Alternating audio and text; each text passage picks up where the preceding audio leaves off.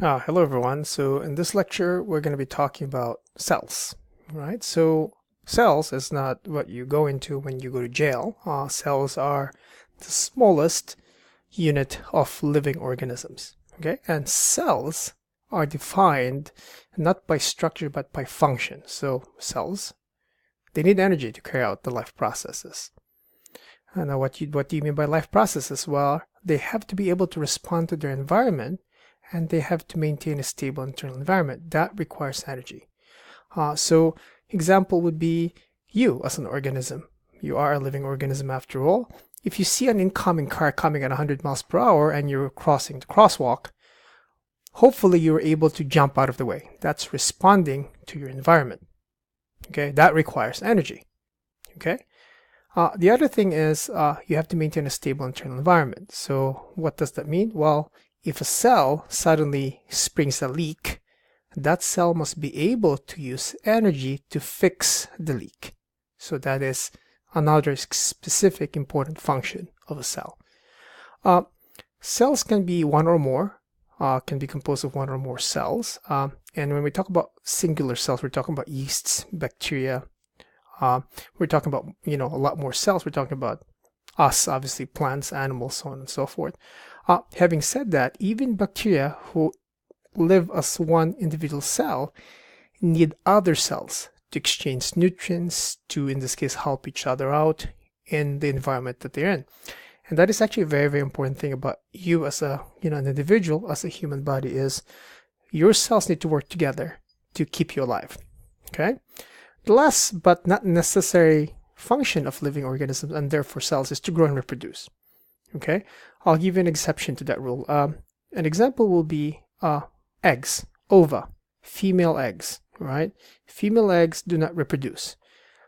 Females are born with a fixed number of egg cells. Okay, and as females age, those number of cells die off, and once all of your cells are basically gone, that's called menopause. So again, this is not necessary. We also used to think that neurons, nerve cells, cannot grow and reproduce, but that is an ongoing debate. Okay, but just know that these are very, very, very, very, very important functions for cells. Okay, so this is a cartoon diagram of what the cell looks like. So again, if you think about the general functions that we've previously discussed, like responding to the environment, okay, to stimulus, having a stable internal environment, creating energy, okay, all of that stuff, all of these things serves that purpose, okay. However, having said that, let's just talk about parts. There are three main parts of a cell. This dark blue outer layer is called the plasma membrane, or the cell membrane. It separates the cell from the outside. Then we have this light blue region here, in which a bunch of other things are floating around. That is called the cytoplasm. And then we have this purple region here, and that's the nucleus. Three general regions, okay? Now, in the cytoplasm, you have a lot of other, things floating around. And those things that are floating around there are called organelles. And organelles are small organs. That's basically what organelles are. And they have specific functions. So mitochondria, what does it do? It creates energy. Why do you need energy? To respond to stimulus and to create a stable internal environment. Okay? Golgi complex, or Golgi complex apparatus, as it used to be called. Folks, all that is again to maintain a stable internal environment. So if I need to fix a wall and it has protein in it, the Golgi apparatus packages them and sends them to where it's needed to be. Okay. Then we also have centrioles. Centrioles are actually necessary for cell growth, cell division. So when this cell eventually decides it's time to split up into two, again, there are exceptions. This actually is a very important organelle. Right. Then we have all this lysosomes. Okay. There's actually other things of lysosome. Lysosome, folks, is just a place in which you have harsh chemicals used to digest nutrients. And again, nutrients obviously enter from outside the cell in this case. Okay. know this diagram, know the functions of all of these organelles involved in this case. Okay, and now I'm about to go into main functions of the cell membrane. Okay, now the cell membrane, as far as I'm concerned, is actually very important because in this case, it prevents things from leaking out, but it also lets selectively things in. Okay, and when we're talking about selective things like nutrients, we need water, we need those things to go in. But then we have byproducts, those things have to exit. Okay, so that's a very, very important thing. And we're going to be talking about how do things pass back and forth through the cell membrane in the next slide. So, cell transport. When we're talking about cell transport, again, we're talking about movement of particles of substances between the plasma membrane. And it can be going out, exit, or coming in, or entry. Okay? 3 main predictors of cell transport: size. All right? So if the size of the particle is big, all right, it doesn't matter whether it's going against the concentration gradient. It doesn't matter if it's going towards the concentration gradient. If it's big and you need to poke holes on the walls of the cell membrane for this substance to either enter or exit, that is a form of active transport. Okay? So large, guess what? Active transport. Always. Okay, the nature, okay, polar or nonpolar. The cell membrane is primarily composed of phospholipids. Phospholipids are lipids. One of the triglyceride is replaced by a phosphate group. Okay, and what that means to say is that that structure is primarily nonpolar. All right, so therefore it will not let polar things through quite naturally. So what are polar things? The big polar thing is water. Water cannot just cross back and forth easily. Okay, what are nonpolar things? Nonpolar things are fatty substances like steroid hormones. Okay, oxygen, that's a gas, that's a nonpolar, it can readily cross. Okay, now the most important thing is distribution. What does distribution mean? If you have a high concentration on one side and a low concentration on one side, okay, if it's going from an area of low concentration to high concentration, that is active transport. Okay, just think about you in a bar in Water Street on the weekends. It's crowded. It's gonna take a lot of active energy for you to enter that bar. Okay, now if it's going from a higher concentration to lower concentration, that definitely is a passive transport. Okay, it's very, very easy for you. It doesn't require energy for you to cross and go into the bar that doesn't have anyone inside.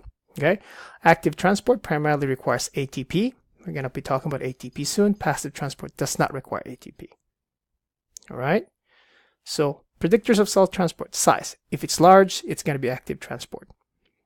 Okay, if it's polar and nonpolar, it may be passive, it may be active. Okay, and again, distribution, it depends on which side is the area of higher concentration. Okay, FYI, this telling you which area has higher and which one is lower, that's called a concentration gradient.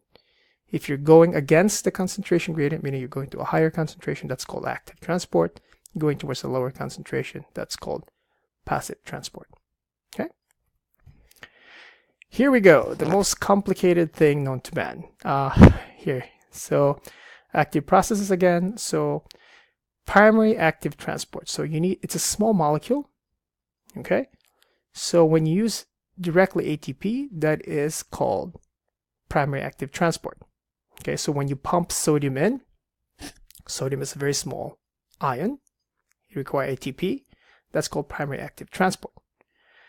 Now here's the deal. What is secondary active transport? Secondary active transport, folks, is you're piggybacking, you're catching a ride, you're hitching a ride from the primary active transport. So just gotta draw something here. So let's say sodium is entering the cell, which there's a lot of sodium already.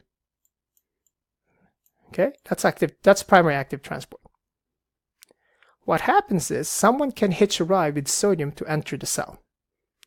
If chlorine, because they go together, hitches a ride with sodium to enter the cell in which there's already a high amounts of chlorine, that is called symport. So they're going the same direction, they're both going in. Okay? Now let's say if glucose, for instance, is getting pumped out at the same time as sodium is entering and it's hitching a ride, that is called antiport. Okay? So the primary substance being pumped in using ATP is called primary active transport. If someone is hitching a ride, that's called secondary active transport. Okay? If you're going the same direction as the primary substance, that's called symport. If you're going opposite directions, that's called antiport. And then we have these large things. That's called vesicular transport. Okay, so that's a large things. Exocytosis is large things getting out of the cell. Endocytosis is large things entering the cell. Okay, and then we have this complicated words here. Phagocytosis is just solid things entering the cell. Pinocytosis is just liquid things entering the cell. And then we have this complicated thing which I'm not even going to talk about. That's called receptor-mediated endocytosis. You guys don't have to worry about that. Okay? So those are all active processes. Requires ATP. Now here we go. Here we have passive processes. Diffusion, folks, okay, is when something, let's say X, goes from an area of higher concentration, all right, to an area of very, very low concentration. Okay, that's called diffusion. Now here's the caveat here. If it's a nonpolar substance and readily passes through the plasma membrane, that's called simple diffusion. So if this is nonpolar, it's traveling away from the concentration gradient in an area that has less concentration, that's called simple diffusion. What happens, let's say, if this was a polar substance? Let's say a glucose. Okay? Glucose is polar, it's dissolvable in water. Now it's going from an area of higher concentration again to a lower concentration. Now glucose is polar, the plasma membrane is nonpolar. This requires a gate, and this gate is called a transport protein. And in this case, this is called facilitated diffusion. Now the gate can be made up of two different things. Okay? If this substance passes through a hole made up of a protein in the plasma membrane, that's called channel mediated. If a protein picks up glucose and transports it across, again towards an area of lower concentration, that's called carrier mediated, okay, passive transport, facilitated diffusion. So again, read through this, read through your PowerPoint slides, and hopefully that will help you decide whether membrane transport is active or passive. And again, the specifics, whether it's diffusion, osmosis, active, vesicular transport. I am saving osmosis for last, and you should have covered osmosis from chemistry. So now we're going to talk about osmosis, and I'm very, very sorry again for the cursor writing. I don't have a fancy, smancy touchscreen, okay? So this is the example of osmosis. So on one side, you have 98 water molecules. On the other side of the plasma membrane, you have 15 water molecules. Again, it doesn't matter the direction as long as it's going towards the lower concentration. So things tend to go from an area of greater concentration to lower concentration. In terms of water, that's called osmosis, okay? Now, let's say the particles here is 100 fixed particles. What this means to say is this side, folks, is called hypotonic, meaning it has less substances dissolved in water, and this side is called hypertonic, meaning to say it has more stuff dissolved in water. Okay, now you might say, Abner, how is that the case? Well, that's the case because if there's 100, 2 of this would be solute, 98% water. If this is 15% water, that means it's 75% something else, or something dissolved in water. That's why it's called hypertonic. Just remember, it goes from high